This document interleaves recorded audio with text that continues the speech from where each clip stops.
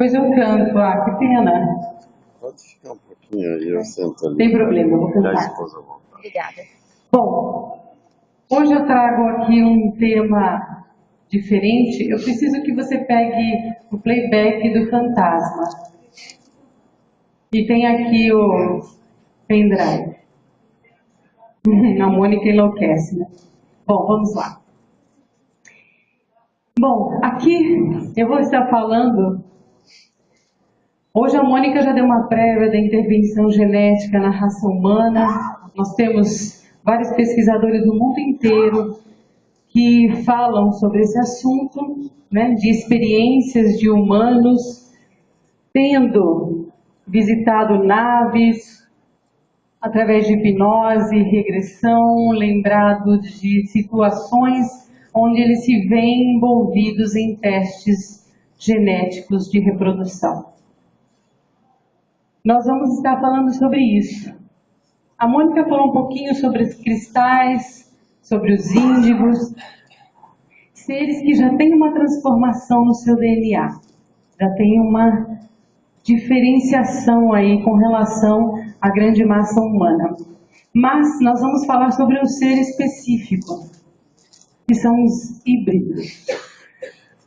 Como psicanalista, eu vou estar falando de um estudo de caso, de uma pessoa, um ser humano, que conviveu com o híbrido durante 12 anos. E como é que foi essa convivência? Nós vamos entender um pouquinho sobre o que é, então, um híbrido, não é? Que seria, então, esse ser meio alienígena, meio humano. O que é um híbrido? Aqui, para nós, no planeta, chamamos de híbrido todo e qualquer organismo vivo, descendente de indivíduos geneticamente diferentes. Ou seja, o híbrido é o produto do acasalamento entre indivíduos de espécies diferentes com número de cromossomos diferentes. Isso seria um híbrido. Espécies que não têm o mesmo número de cromossomos. Na nossa biologia, o hibridismo já acontece. Se a gente for ver a mula como resultado do cruzamento entre uma égua e um jumento, zebralo, resultado do cruzamento entre uma zebra e um cavalo, um monte de tipos na biologia, nós vemos nas plantas esse tipo de cruzamento. Tem vários níveis de cruzamento, um mais próximo, outro mais distante, né, de cada espécie. Mas a maioria é estéril. Embora hoje já se tenha alguns cruzamentos em que nem todos esses seres híbridos são estéreis, tá? As fêmeas costumam ser, os machos já tem alguns que são fêmeas. Nós temos aqui o que chamamos de árvore filogenética, e essa árvore mostra a distância que existe entre duas espécies. Então nós temos aqui uma fonte única, um início, né, comum entre eles, e cada ramo então vai desenvolvendo-se em espécies completamente diferentes.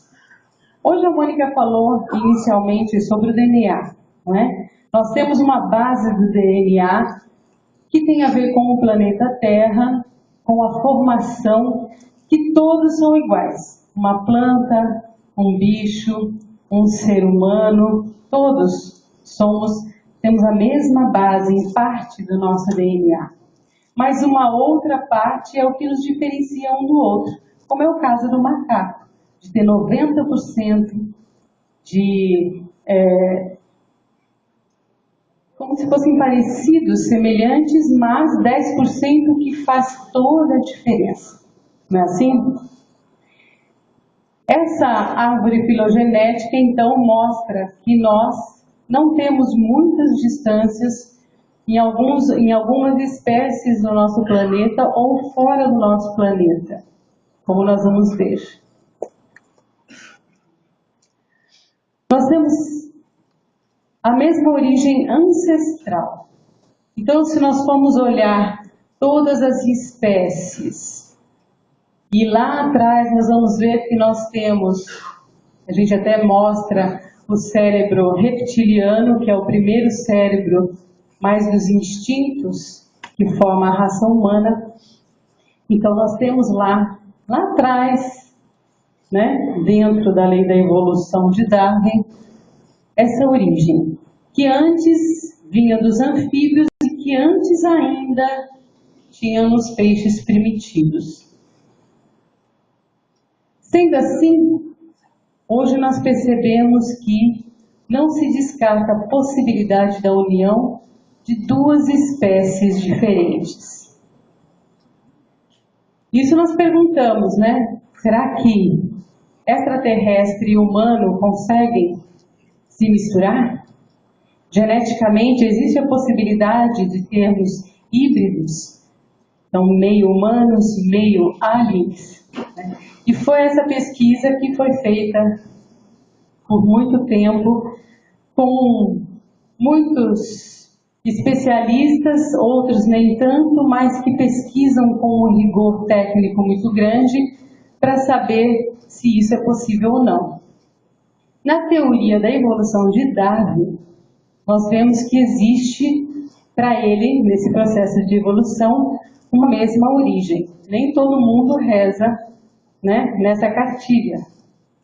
Tem gente que é criacionista, que já não acredita na lei da evolução de Darwin. Tem outros que não. Nós vemos muito isso, essa separação dentro das religiões. Então, a religião católica é criacionista, já os espíritas e outras tantas já acreditam, então, na lei da evolução. E essa teoria, então, de Darwin fala justamente de pequeníssimas modificações durante milhões de anos, vão fazendo com que cada ramo daquela árvore que nós vimos aqui, cada ramezinho aqui, foi se modificando em milhões de anos. Porque cada vez vai mudando um pouquinho uma característica de um e de outro, até que se forma uma nova raça, ou então um novo ser, não é? Mas todos vindo da mesma origem. Essa que é a teoria da evolução de Darwin. Muito bem, mas o elo perdido que o ser humano teve na sua evolução, a teoria de Darwin não explica. Tem aí um momento em que a raça humana evoluiu, e a Mônica também mostrou isso, com tanta rapidez, com modificações tão grandes, que não seria possível, dentro da lei da evolução, no tempo que aconteceu, a mudança que houve, não dentro da lei de Darwin da evolução. E existem outras teorias, então, sobre origens repentinas de estruturas orgânicas.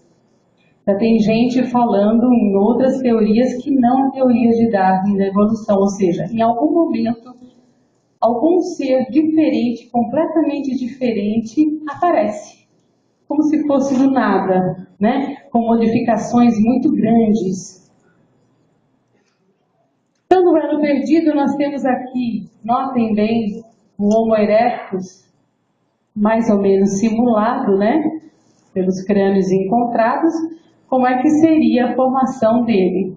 Já o Homo sapiens sapiens, você percebe que o cérebro cresceu muito, modificou bastante, os traços afinaram, ficaram bem mais refinados, o pescoço, os ombros, já mudou a cor, já aqui já se vê, já muda a cor, né? Já tem várias cores, os olhos claros que não tinham mais, do Homo erectus, opa, troça viva. Aqui. Então o Homo erectus, ele já é bem diferente, o tamanho da boca, do nariz, né? E da cabeça, do crânio.